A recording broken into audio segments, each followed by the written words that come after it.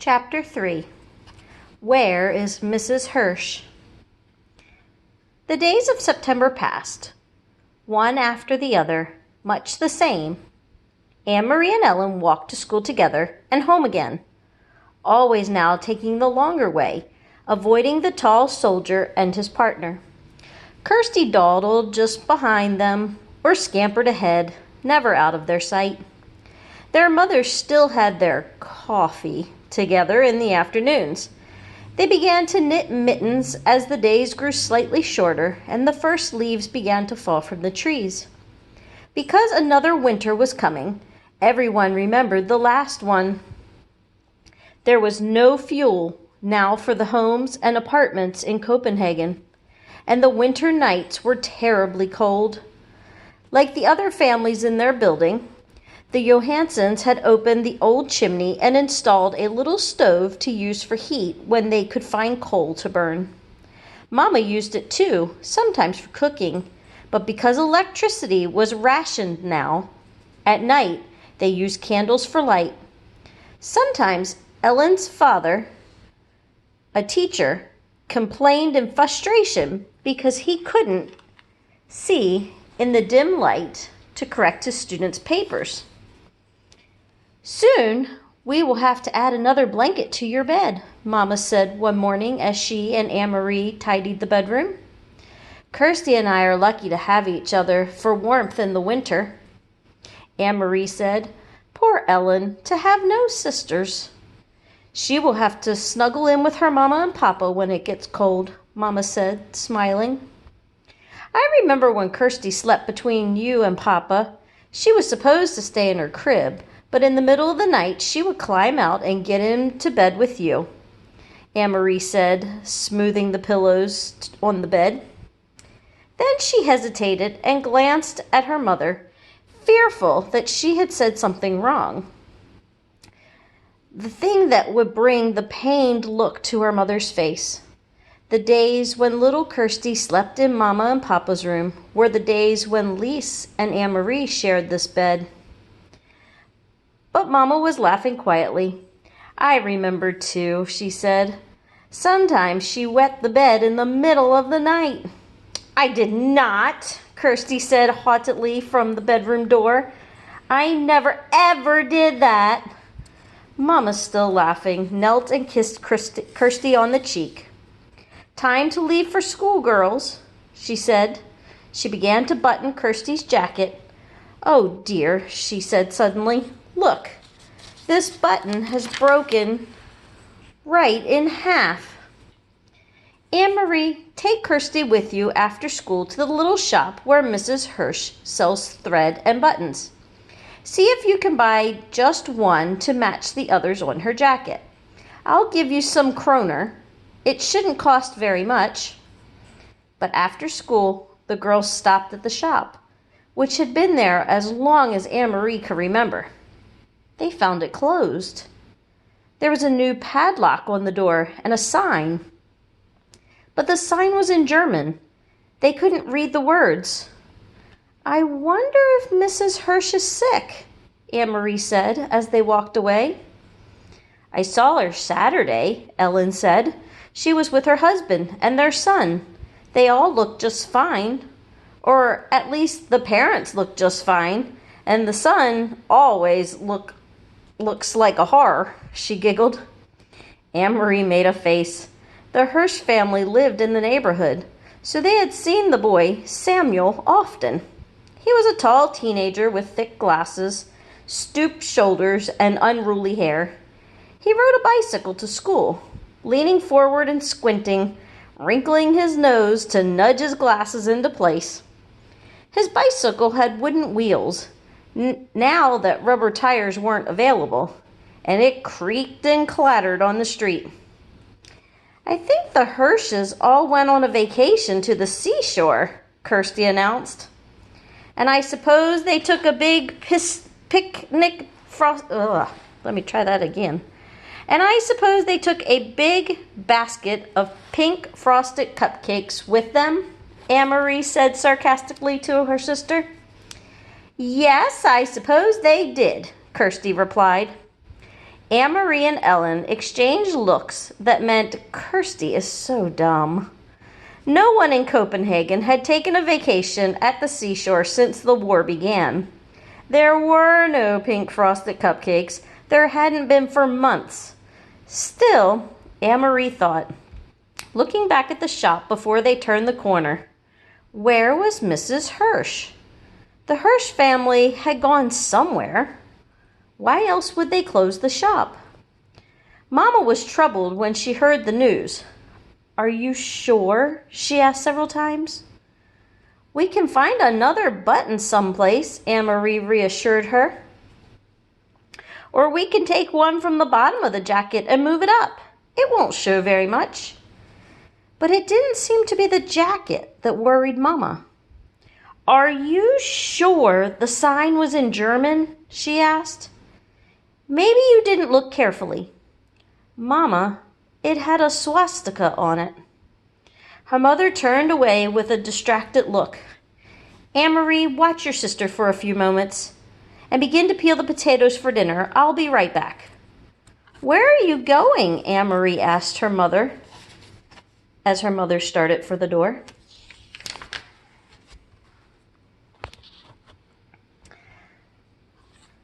I want to talk to Mrs. Rosen. Puzzled, Anne-Marie watched her mother leave the apartment. She went to the kitchen and opened the door to the cupboard where the potatoes were kept. Every night now, it seemed, they had potatoes for dinner, and very little else. Anne-Marie was almost asleep when there was a light knock on the bedroom door. Candlelight appeared as the door opened, and her mother stepped in. Are you asleep, Anne-Marie? No. Why? Is something wrong? Nothing's wrong, but I'd like you to get up and come out to the living room. Peter's here. Papa and I want to talk to you. Anne-Marie jumped off the bed, and Kirsty grunted in her sleep. Peter! She hadn't seen him in a long time. There was something frightening about him being here at night. Copenhagen had a curfew, and no citizens were allowed out after 8 o'clock. It was very dangerous, she knew, for Peter to visit at this time. But she was delighted that he was here. Though his visits were always hurried, they almost seemed secret. Somehow, in a way she couldn't quite put her finger on. Still, it was a treat to see Peter.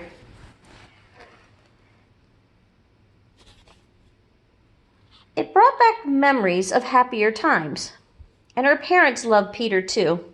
They said he was like a son. Barefoot, she ran to the living room and into Peter's arms. He grinned, kissed her cheek, and ruffled her long hair.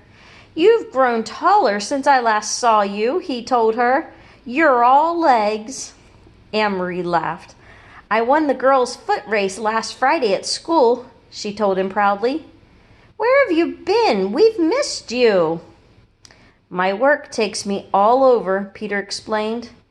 Look, I brought you something. One for Kirsty, too. He reached into his pocket and handed her 2 seashells. Anne-Marie put the smaller one on the table to save for her sister. She held the other in her hands, turning it in the light, looking at the ridged, pearly surface. It was so like Peter to bring just the right gift. For your mama and papa, I brought something more practical. 2 bottles of beer. Mama and Papa smiled and raised their glasses. Papa took a sip and wiped the foam from his upper lip. Then his face became more serious. Anne-Marie, he said, Peter tells us that the Germans have issued orders closing many stores run by Jews. Jews? Anne-Marie repeated. Is Mrs. Hirsch Jewish? Is that why the button shop is closed? Why have they done that? Peter leaned forward. It is their way of tormenting. For some reason, they want to torment Jewish people. It has happened in other countries. They have taken their time here, have let us relax a little, but now it seems to be starting. But why the button shop? What harm is a button shop? Mrs. Hirsch is such a nice lady. Even Samuel, he's a dope, but he would never harm anyone. How could he? He can't even see with his thick glasses." Then Anne-Marie thought of something else. "If they can't sell their buttons, how will they earn a living?" "Friends will take care of them," Mama said gently. "That's what friends do." Anne-Marie nodded. Mama was right. Of course, friends and neighbors would go to the home of the Hirsch family, would take them fish and potatoes and bread and herbs for making tea. Maybe Peter would even take them a beer. They would be comfortable until their shop was allowed to open again. Then suddenly, she sat upright, her eyes wide. "Mama," she said, "Papa, the Rosens are Jewish too." Her parents nodded, their faces serious and drawn. "I talked to Sophie Rosen this afternoon after you told me about the button shop," Mama said.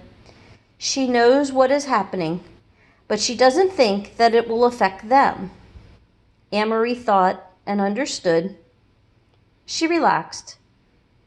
"Mr. Rosen doesn't have a shop. He's a teacher. They can't close a whole school." She looked at Peter with the question in her eyes. "Can they?" "I think the Rosens will be all right," he said. "But you keep an eye on your friend Ellen and stay away from the soldiers. Your mother told me about what happened on Ostenbrage." Anne-Marie shrugged. She had almost forgotten the incident. It was nothing.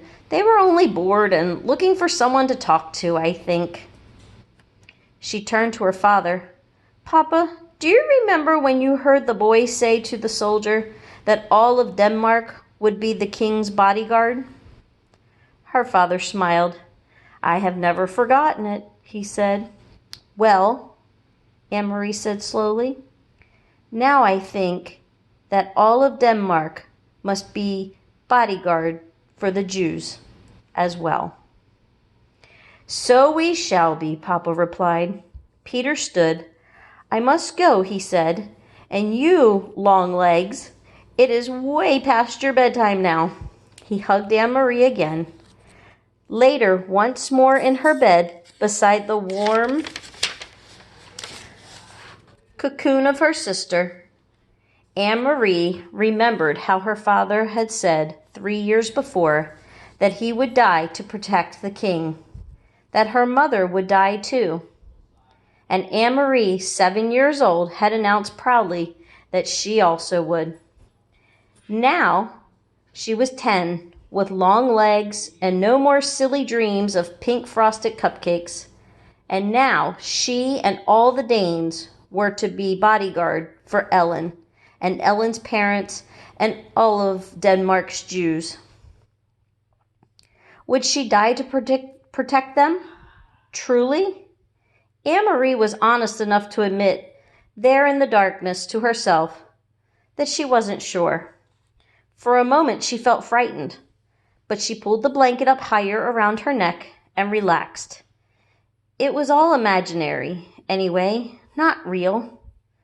It was only in the fairy tales that people were called upon to be so brave, to die for one another. Not in real life. Not in real life Denmark. Oh, there were the soldiers, that was true, and the courageous resistance leaders who sometimes lost their lives, that was true too. But ordinary people like the Rosens and the Johansons? Anne-Marie admitted to herself, snuggling there in the quiet dark, that she was glad to be an ordinary person who would never be called upon for courage.